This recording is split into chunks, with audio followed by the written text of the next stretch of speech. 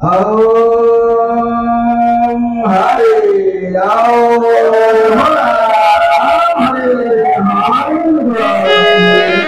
mi জন্ম লইলা কংসাৰে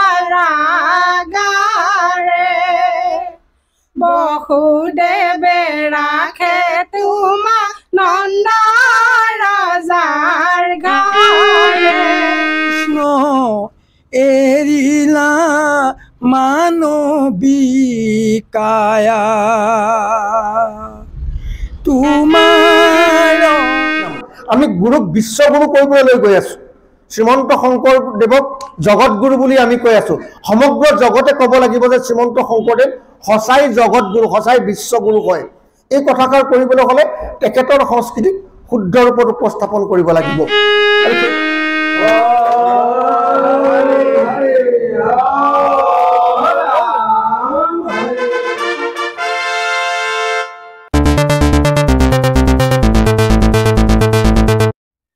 নমস্কাৰ চাই আছে PNB আসাম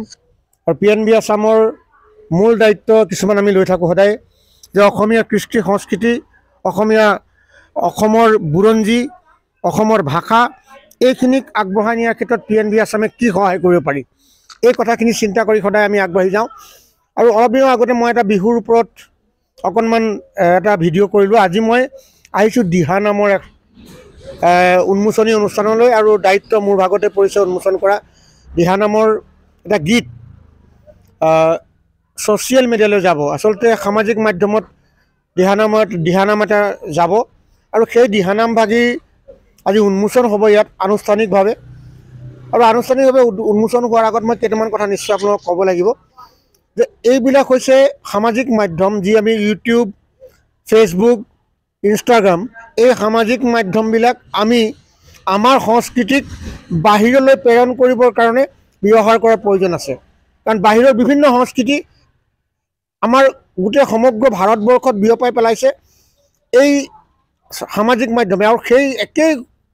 ধাৰাটো আমিও লোৱাৰ প্ৰয়োজন আছে কাৰণ এটাই কথা সেয়া হ'ল যিহেতু আমাক এটা সুবিধা পাইছোঁ সামাজিক মাধ্যমৰ জৰিয়তে আমি আমাৰ সংস্কৃতি আমাৰ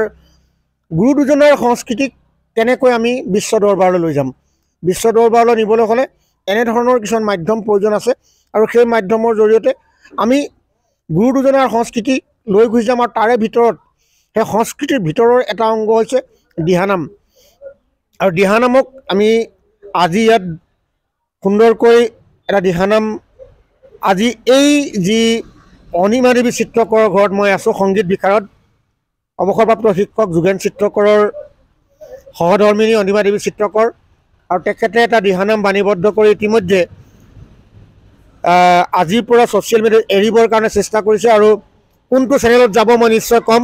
সেই কথাখিনি আপোনালোকক ক'ম বোলক ভিতৰত কি হৈছে কেনেকৈ আয়োজন হৈছে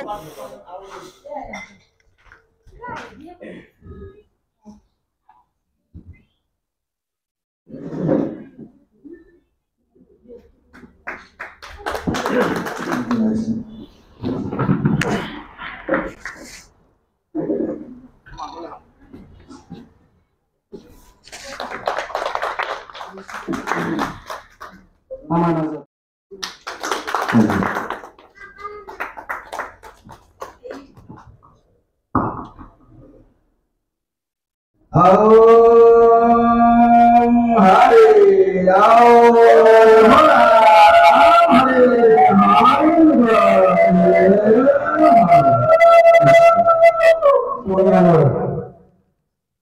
সমাজ বিশিষ্ট সমাজ সেৱক শ্ৰীযুত যোগেন চিত্ৰকৰ ডাঙৰীয়া তথা পাপজনা তেখেতৰ সহধৰ্মিনী অনিমা দেৱী চিত্ৰকৰ আইগৰাকী আৰু তেখেতৰ পৰিয়ালবৰ্গৰ যি মহান আয়োজন আধ্যাত্মিক ক্ষেত্ৰখনত আৰু এখোজ আগবঢ়াইছে এটা কথা ক'ব লাগিব যি সময়ত আমাৰ প্ৰচলীয়া সংস্কৃতি অসমীয়া সমাজখনক গ্ৰাস কৰাৰ এটা অভিযোগ শুনা যায় বা শুনি আহিছোঁ সেই সময়তে আমাৰ গুৰুজনাৰ যি আদৰ্শ হৰিনামৰ যি মাহাত্ম্য এইখিনি আমাৰ উঠি অহা প্ৰজন্মক বিলাই দিয়াৰ মনতে অনিমা দেৱী চিত্ৰকৰ বাইদেৱে যিখিনি উদ্যোগ গ্ৰহণ কৰিছে, হাতত লৈছে, সঁচাই প্ৰশংসনীয়। আমি অনিমা দেৱী চিত্ৰকৰ বাইদেউৰ গীত আগতে শুনিছো, মুনিন বৰাৰ গানৰে গীত প্ৰায় শুনিয়ে থাকো মোবাইলত, ইউটিউবত। প্ৰাণকৃষ্ণ এই বিশেষ গীতটোৰ আজি উন্মোচনী অনুষ্ঠানত উপবিষ্ট দিহানাম ভাস্কৰ মুনিন বৰাদেৱ, এই বিশেষ গীতটোৰ উন্মোচক সাংস্কৃতিক কৰ্মী মোৰ ককাইদেউস্বৰূপ পৰমজ্যোতি দত্ত ডাঙৰীয়া, সন্মুখত উপবিষ্ট পিতৃস্বৰূপ ভগত বৈষ্ণৱ হওক, মাতৃ আই মাতৃ হওক, মোৰ কাষত উপবিষ্ট মালতী বাইদেউ, এই প্ৰমুখকৈ সকলোকে মই পোনপ্ৰথমতে এই বিশেষ অনুষ্ঠানত এই গীতটি সকলোৰে হৈ অভিনন্দন জ্ঞাপন কৰিছোঁ। আৰু এই গীতটো এটা কথা ঠিক, আমাৰ সমাজখনত সাংস্কৃতিক সভাত কি কৈছে, যিসকল ব্যক্তিক লগ পালো, বহুতকে মোৰ অচিনাকি, বহুত কেইজন অচিনাকি, তথাপিতো মোৰ ইমান ভাল লাগিছে যে অনিমা দেৱীয়ে কালি সন্মুখৰ মোক 2 মিনিটমান হ'ব ৰাস্তাতে ক'লে যে আমাৰ ঘৰতে গৈছে। সমস্ত নাম বান্ধৱ সমন্বয় মোৰ অষ্টাংগে সেৱা নিবেদন কৰিছোঁ। প্ৰথমে জানে সুখী হৈছোঁ যে সাম্প্ৰতিক সময়ত পশ্চিমীয়া সংস্কৃতিয়ে যেনেধৰণে গ্ৰাস কৰি আহিছে, আমাৰ লোক সংস্কৃতিক যেনেধৰণে একেবাৰে নিষেধ কৰাৰ এটা প্ৰক্ৰিয়া আৰম্ভ হৈছে, সেই সময়তেই আমাৰ অনিমা দেৱী চিত্ৰকৰ বাইদেউৰ নাম আগৰ পৰা শুনি আছোঁ। তেখেতে যি এটা প্ৰচেষ্টা গ্ৰহণ কৰিছে, সেই প্ৰচেষ্টাই যাতে নামো যিটো দিয়া হৈছে প্ৰাণকৃষ্ণ, এই প্ৰাণকৃষ্ণই যাতে আমাৰ অনাগত সময়ত ভৱিষ্যত প্ৰজন্মকে ধৰি বিশ্বৰ মানৱ সমাজক আধ্যাত্মিক ক্ষেত্ৰত প্ৰাণ পাই উঠক, তাকে কামনা কৰিছোঁ। বলিনী গদতি যদুপতি ৰাম ৰাম ৰাম ৰাম ৰাম, কিনো কৃপা মোক কৰিলা নাৰায়ণ, দেৱৰ দুৰ্লভ অতিশয় ৰাম ৰাম ৰাম ৰাম ৰাম, গৃহতে থাকিয়া দেখিলো তজু চৰণ, হে ৰাম গৃহতে থাকিয়া দেখিলো তজু চৰণ। মোৰ পৰম সৌভাগ্য যে আপোনাসৱৰ শ্ৰীচৰণ দৰ্শন কৰাৰ আমাৰ এখন সৌভাগ্য ঘটিল। আজি এই অঞ্চলৰ এগৰাকী সংগীত বিশাৰদ অনিমা দেৱী চিত্ৰকৰ আৰু তেখেতৰ স্বামী যোগেন চিত্ৰকৰ ডাঙৰীয়াৰ অনুৰোধ মৰ্মে, নিৰ্দেশ মৰ্মে বুলি ক'ব লাগিব আচলতে মই ইয়ালৈ আজি আহিছোঁ। আহি মই এনেকুৱা এটা গুৰু দায়িত্ব পাম বুলি ভবা নাছিলোঁ। যি সময়ত সমগ্ৰ বিশ্বত দিহানামক লৈ যাব বিচৰা হৈছিল আৰু সেই বিষয়টোক লৈ যি সময়ত বিতৰ্কৰ সৃষ্টি হৈ আছে, যি সময়ত সঠিক ৰূপত সমাজত নতুন প্ৰজন্মৰ মাজত দিহানামক উপস্থাপন কৰিব পৰা হোৱা নাই, সেই সময়ত আপোনাসৱে সঠিক ৰূপত এভাগী দিহানাম নতুন প্ৰজন্মৰ মাজলৈ সামাজিক মাধ্যমৰ মাজেদি আগবঢ়াই দিয়াৰ যি প্ৰচেষ্টা চলাইছে, তাৰ কাৰণে আমি আপোনাসৱৰ শ্ৰীচৰণত সেৱা জনাইছোঁ, কৃতজ্ঞতা জ্ঞাপন কৰিছোঁ। কাৰণ মহাপুৰুষ দুজনাৰ যি অমৰ সৃষ্টি, এই সৃষ্টিৰাজিৰ সংস্কৃতি, এই সংস্কৃতিক ধ্বজাবাহক হিচাপে পৰৱৰ্তী সময়ছোৱাত মহাপুৰুষ দুজনাই যি একশৰণ নাম ধৰ্ম প্ৰচাৰ কৰিলে, তাক ভকত বৈষ্ণৱৰ মাজলৈ লৈ যাবলৈ কোনো মহান মহান ব্যক্তিয়ে দিহাৰ জৰিয়তে গীতৰ মাধ্যমেৰে এই ধৰ্মক সমাজৰ মাজলৈ ঈশ্বৰ তত্ত্বক আধ্যাত্মিক শিক্ষাক সমাজৰ মাজলৈ লৈ যাবলৈ চেষ্টা কৰিছিল আৰু তাৰ ফলতে হয়তো দিহানামৰ সৃষ্টি হৈছিল। এতিয়া সদশেষত আমি আজি অলপ দিনৰ পৰা দেখিছোঁ যে দিহানামৰ সংজ্ঞা বহুতে পাহৰি গৈছে। দিহানামৰ সংজ্ঞা যেতিয়া পাহৰি গৈছে, দিহানামৰ সংজ্ঞা পাহৰি যোৱাৰ ফলত গুৰুজনাৰ কিছুমান গীত, গুৰুজনাৰ নিৰ্দিষ্ট সুৰত বান্ধি থৈ যোৱা কিছুমান গীত, সেই গীতসমূহ দিহা আকাৰে গাবলৈ আৰম্ভ কৰিছে। এই যিবিলাক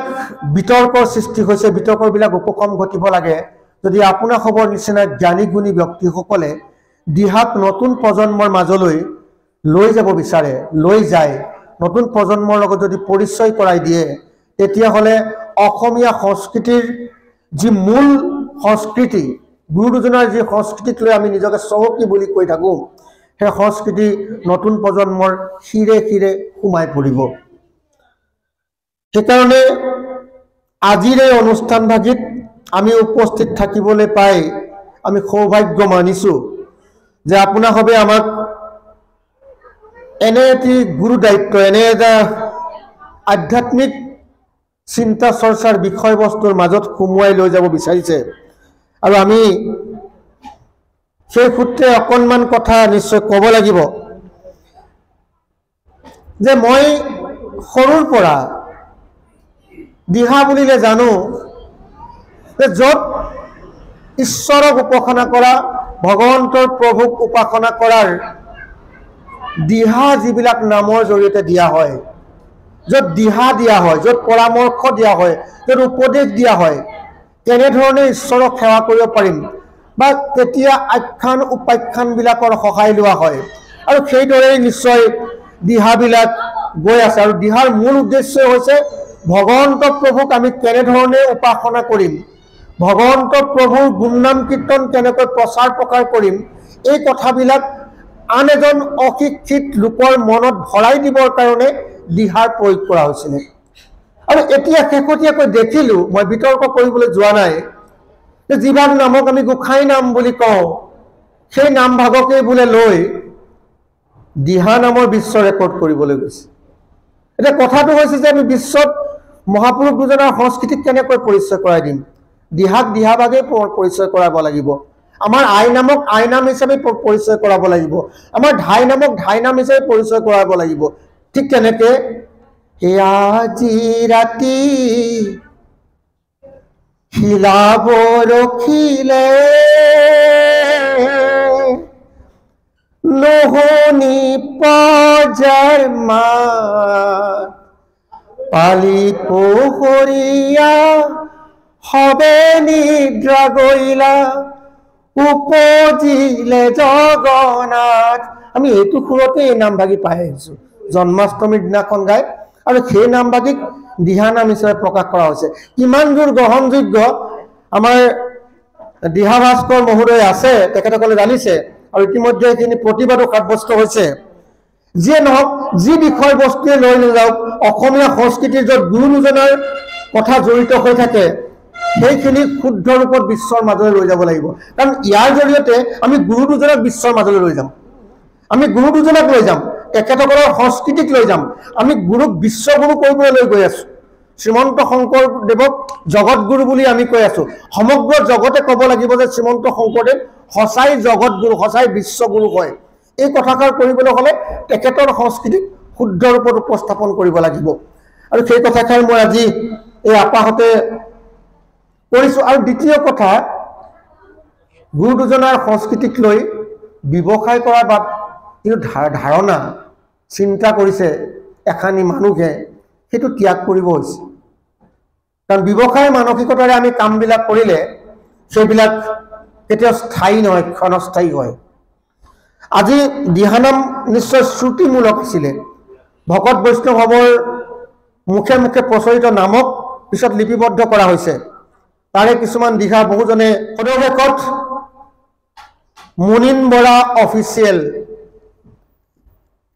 দিহা ভাস্কৰ শ্ৰদ্ধাৰ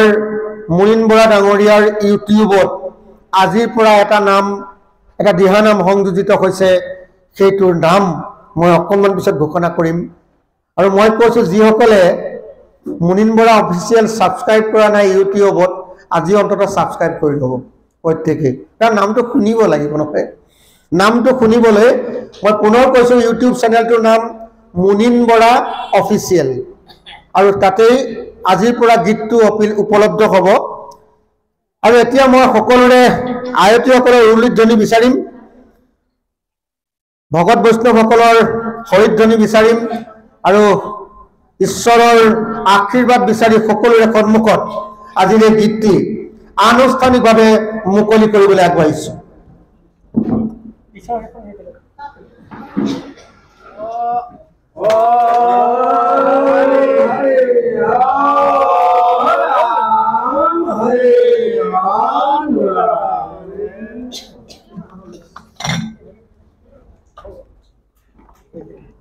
এই বাগিয়ে নাম ভাস্কৰ মুনিন বৰা আৰু প্ৰযোজনা কৰিছে অৱসৰপ্ৰাপ্ত শিক্ষক মাননীয় যোগেন চিত্ৰকৰ ডাঙৰীয়াই আৰু ইয়াৰ পিছত আৰু এবাগি দিহা আমি আজি আনুষ্ঠানিকভাৱে ঘোষণা কৰিলোঁ দিহা বাগিলোকৰ মাজলৈ আহি আছে অনিমা দেৱী চিত্ৰকৰ কণ্ঠতে আন এটি গীত শ্ৰীমন্ত শংকৰ গুৰু আহি আছে তাৰ আগে আগে আমি প্ৰাণ কৃষ্ণৰ মাজলৈ সোমাই গৈছোঁ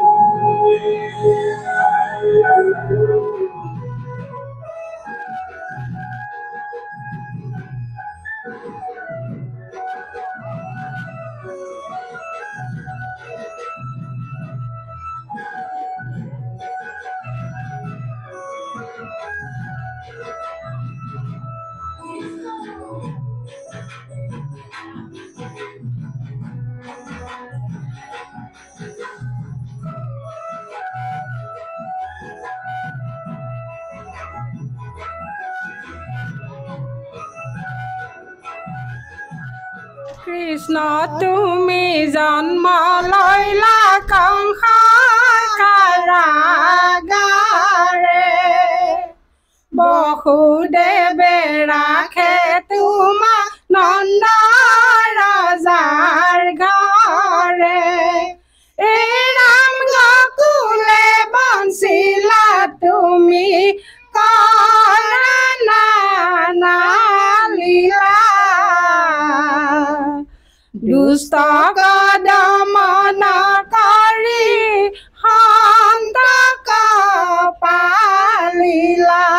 প্ৰাণ কৃষ্ণ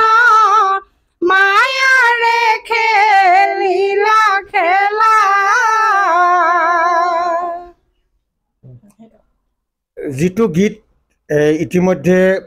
ছ'চিয়েল মিডিয়ালৈ গুচি গ'ল ইউটিউবলৈ গ'ল সেই গীতটিৰ দুয়োগৰাকী কণ্ঠশিল্পী মুখ্য কণ্ঠশিল্পী আছিলে অনিমা দেৱী চিত্ৰকৰ আৰু তেখেতৰ সহযোগী আছিলে অঞ্জনা হাজৰিকা আৰু পূবালী বৰা ইতিমধ্যে নাই তেখেত যোৰহাটত থাকে যোৰহাটৰ পৰা অহা নাই আজি কিন্তু অঞ্জনা বাইদেউ আৰু অনিমা বাইদেউক পাইছোঁ অনিমা বাইদেউ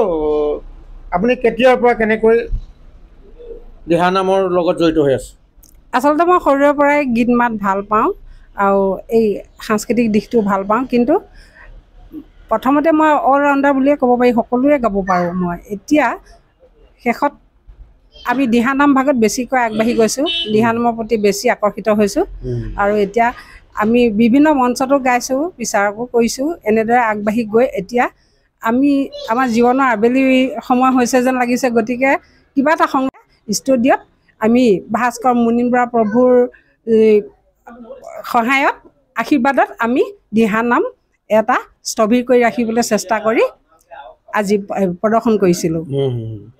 অঞ্জনা বাইদেউ কেইবাটাও দিহানাম ইতিমধ্যে মুকলি হ'ল বুলি শুনিছোঁ হয় আজি প্ৰায় দুমাহমানৰ আগতে মোৰ ভাস্কৰ উপাধি মুনিন বৰাদেৱৰ কথাৰে হৈৰে মই দুটি গীত এম ষ্টুডিঅ'ত বাণীবদ্ধ কৰিছিলোঁ সেই দুটি হৈছে এটা মোহন বেনু আৰু এটা হৈছিলে দয়াল গুৰু কৃপাল গুৰু এই দুটা ইতিমধ্যে দিয়া হৈছে ছ'চিয়েল মিডিয়াত মানে তেখেতৰ মুনিন বৰাদেৱৰ চেনেলতে দিয়া হৈছে এইটো হয় দুয়োগৰাকী খুব সুন্দৰ কণ্ঠৰ অধিকাৰী আৰু দুয়োগৰাকীক আপোনালোকৰ মাজত পৰিচয় কৰাই দিলোঁ আমি একেলগে বহি এদিন আলাপ কৰিম দিহানামৰ ওপৰত আলাপ কৰিম তেখেতৰ লগত দুয়োগৰাকীৰ লগত অকণমান আমি যিজন পৰিচালক, যিজনৰ সুৰ কথা, যিগৰাকীৰ লগত গোটেই কথাখিনি হৈছে, আচলতে যাৰ ইউটিউব চেনেলত আপোনালোকে দেখিবলৈ পাব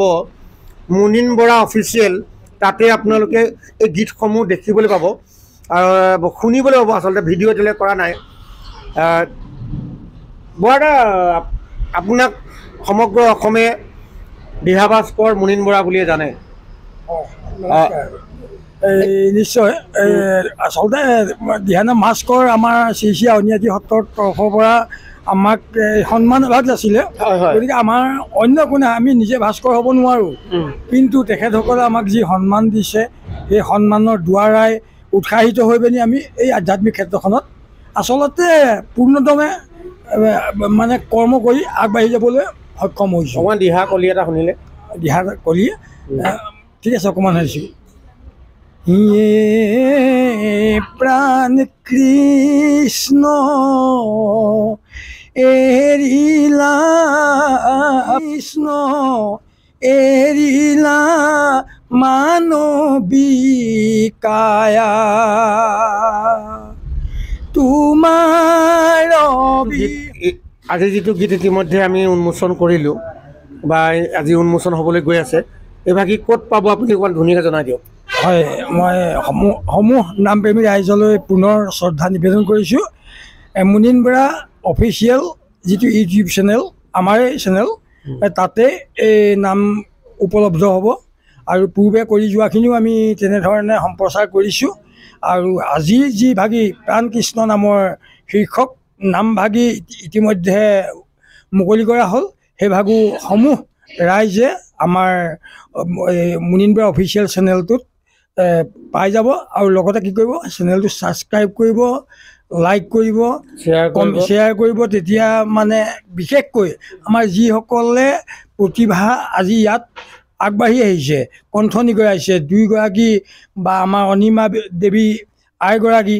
গতিকে তেতিয়াহে উৎসাহিত হ'ব যাতে আৰু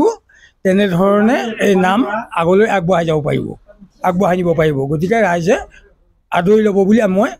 কৰজোৰে প্ৰাৰ্থনা জনাইছোঁ। মই লগতে কৈ লওঁ যে অঞ্জনা হাজৰিকা আৰু অনিমা দেৱী চিত্ৰকৰ, তেখেতসকলৰ লগত যিগৰাকী আনগৰাকী কণ্ঠনি গৰাইছে মুনীন বৰা প্ৰভুৰ কন্যা পূবালী বৰা, আৰু তেখেতলৈ আমি তেখেতৰ উজ্জ্বল ভৱিষ্যত কামনা কৰিছোঁ। আশা কৰোঁ সকলোৱে মুনীন বৰা অফিচিয়েল ইউটিউব চেনেললৈ গৈ ছাবস্ক্ৰাইব কৰক আৰু লক্ষ লক্ষ ভিউৱাৰ্ছ সৃষ্টি কৰক, যাতে ইয়াৰ জৰিয়তে আমাৰ দিহানাম বিশ্ব দৰবাৰলৈ যাব পাৰে। কাৰণ ছ'চিয়েল মিডিয়াই হৈছে চবতকৈ উৎকৃষ্ট পথ, যিটো পথেৰে আমি আমাৰ সংস্কৃতিক বাহিৰলৈ পঠাব পাৰোঁ। ধন্যবাদ।